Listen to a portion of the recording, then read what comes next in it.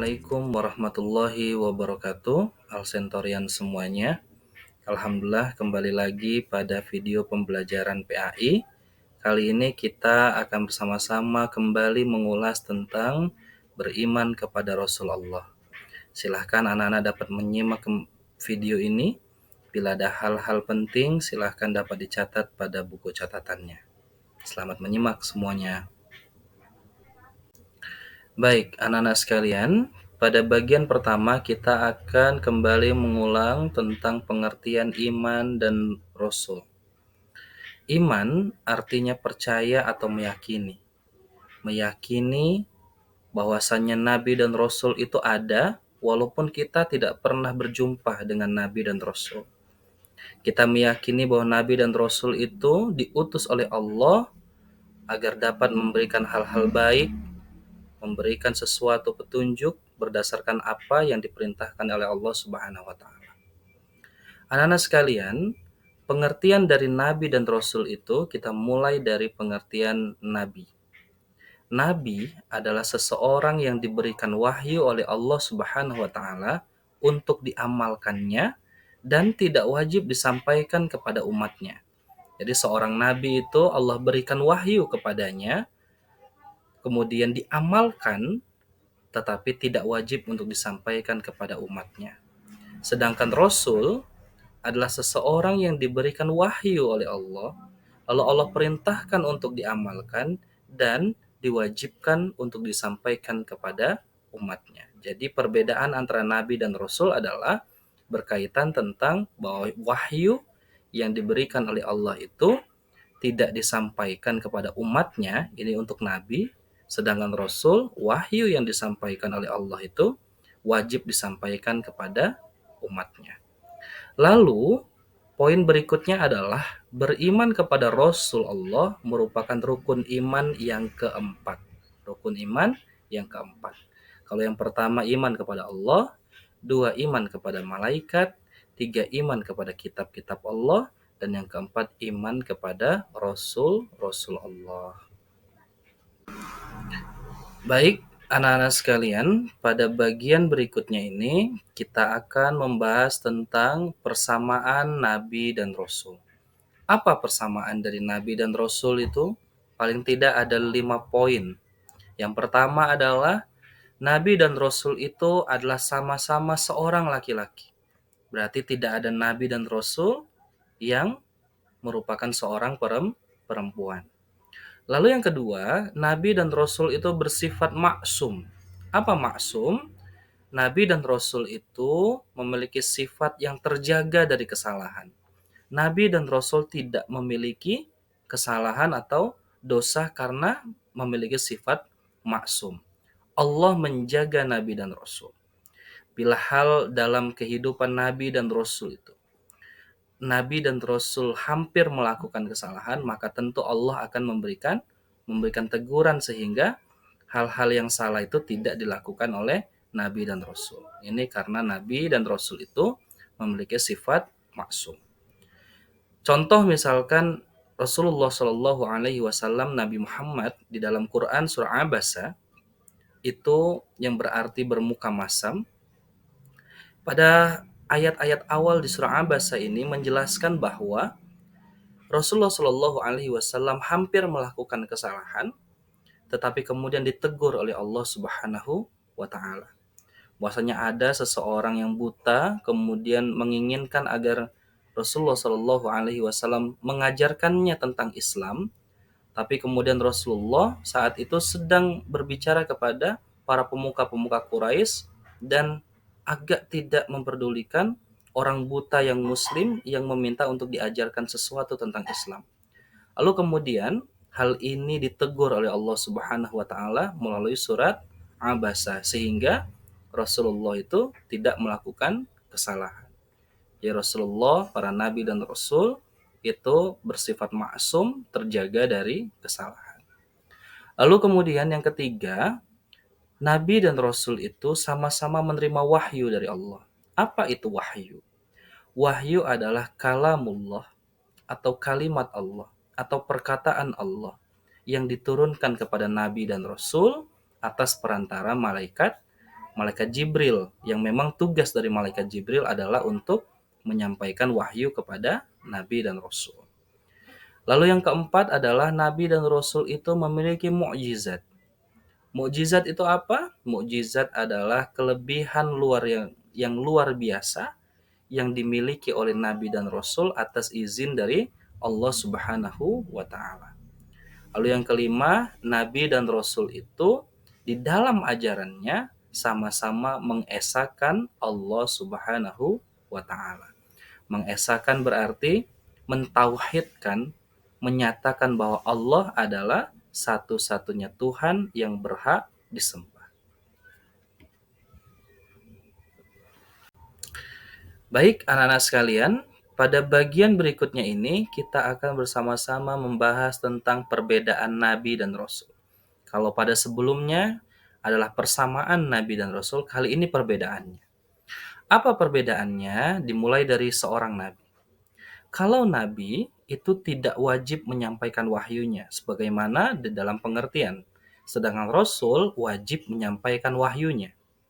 Lalu nabi pada poin berikutnya tidak memiliki umat, sedangkan rasul memiliki umat sehingga wajib menyampaikan wahyunya itu karena memiliki umat, sedangkan nabi tidak memiliki umat. Lalu yang berikutnya, seorang nabi itu diutus kepada kaum yang sudah beriman.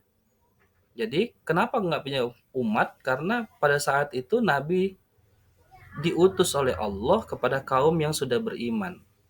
Sedangkan rasul diutus kepada kaum yang masih kafir atau ingkar kepada Allah, sehingga wajib untuk disampaikan wahyu kepada umatnya itu. Sedangkan lalu yang pada poin berikutnya, seorang nabi itu belum tentu seorang rasul. Nabi belum tentu menjadi seorang rasul, sedangkan rasul sudah tentu seorang nabi. Anak-anak sekalian, pada bagian ini kita akan sama-sama membahas tentang sifat-sifat wajib dari Rasul Allah. Ada 4 sifat, yang pertama adalah siddiq, yang kedua amanah, yang ketiga tabligh, dan yang keempat fatonah. Rasul-Rasul Allah itu pasti memiliki sifat-sifat ini. Yang pertama adalah siddiq. Siddiq artinya berkata benar. Bahwa setiap Rasul pasti selalu mengatakan yang sebenarnya atau jujur.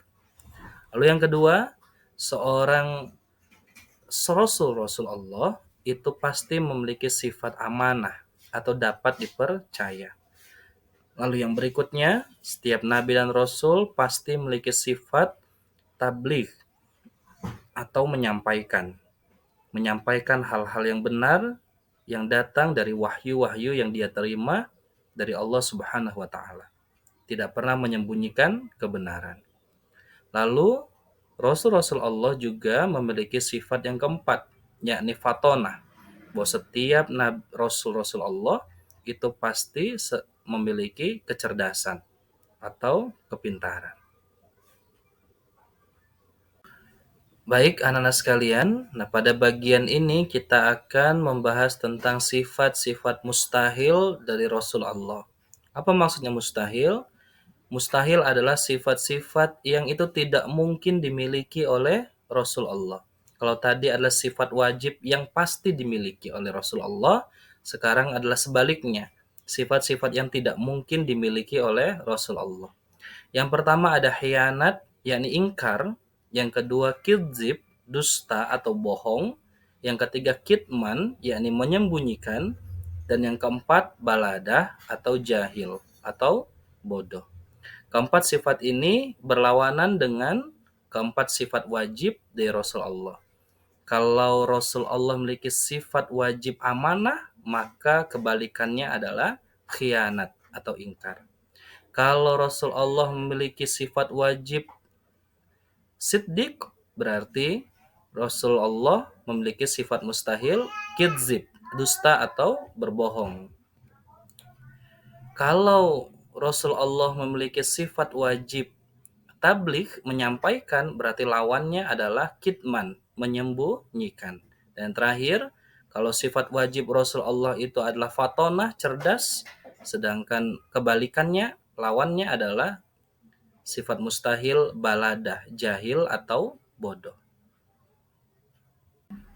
Kali ini kita akan membahas tentang istilah-istilah yang ada di dalam beriman kepada Nabi dan Rasul. Yang pertama adalah uswatun hasanah.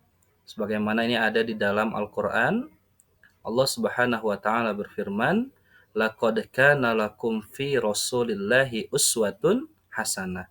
Maksudnya telah ada pada diri Rasul itu suri tauladan yang baik. Jadi uswatun hasanah itu artinya apa? Suri tauladan yang baik atau contoh yang baik. Lalu kemudian istilah berikutnya adalah mukjizat. Bahwasanya Nabi dan Rasul itu memiliki kemampuan istimewa atau yang luar biasa yang itu diberikan Allah kepada para nabi dan rasul. Di antaranya misalkan Nabi Ibrahim memiliki mukjizat dari jari jemarinya dapat mengeluarkan susu dan madu. Nabi Ibrahim juga dapat mukjizat tidak mempan dibakar api. Lalu Nabi Sulaiman alaihi salam memiliki mukjizat dapat berbicara dengan hewan. Nabi Musa alaihi salam memiliki mukjizat dari tongkatnya dapat berubah menjadi ular yang besar. Lalu dari tongkatnya pula ia dapat membelah lautan dan lain sebagainya. Begitu juga dengan Nabi Muhammad SAW, mukjizat terbesar beliau adalah Al-Quranul Karim. Jadi kitab Al-Quran itu adalah mukjizat terbesar dari Nabi Muhammad SAW. Lalu yang berikutnya adalah Khotamul Anbiya. Khotamul Anbiya artinya penutup para nabi dan rasul. Jadi jumlah nabi dan rasul yang wajib kita imani di dalam Al-Quran itu ada 25 nabi dan rasul. Jadi di antara 25 nabi dan rasul itu ada penutup para nabi atau nabi yang terakhir dan tidak ada nabi lagi setelahnya. Siapakah dia? Yang disebut dengan Khotamul Anbiya adalah Rasulullah Nabi Muhammad Shallallahu Alaihi Wasallam. Lalu yang berikutnya adalah ulul azmi. Ulul azmi ini adalah rasul yang memiliki kesabaran yang tinggi. Yang pertama, Rasul ulul azmi itu adalah Nabi Nuh alaihi salam. Yang kedua, Nabi Ibrahim alaihi salam. Yang ketiga, Nabi Musa alaihi salam. Yang keempat, Nabi Isa alaihi salam. Dan yang kelima adalah Nabi Muhammad sallallahu alaihi wasallam. Hal ini sudah dijelaskan Pak Andri pada pertemuan hari Selasa yang lalu. Anak-anak sekalian, alhamdulillah kita memasuki bagian terakhir dari materi beriman kepada Nabi dan Rasul. Pada bagian ini kita akan membahas kembali tentang Nabi dan Rasul yang mendapatkan kitab dari Allah Subhanahu wa taala.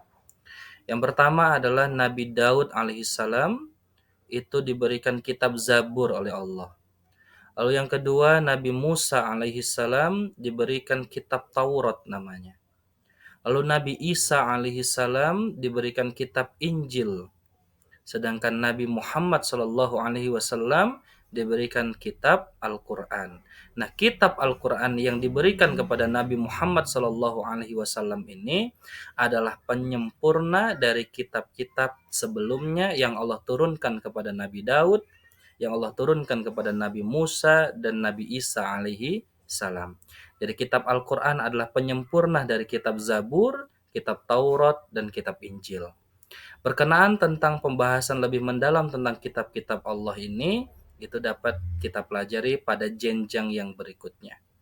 Terima kasih anak-anak sekalian, silahkan dapat kembali menyimak materi ini agar dapat memahami lebih dalam berkenaan tentang beriman kepada Nabi dan Rasul. Assalamualaikum warahmatullahi wabarakatuh.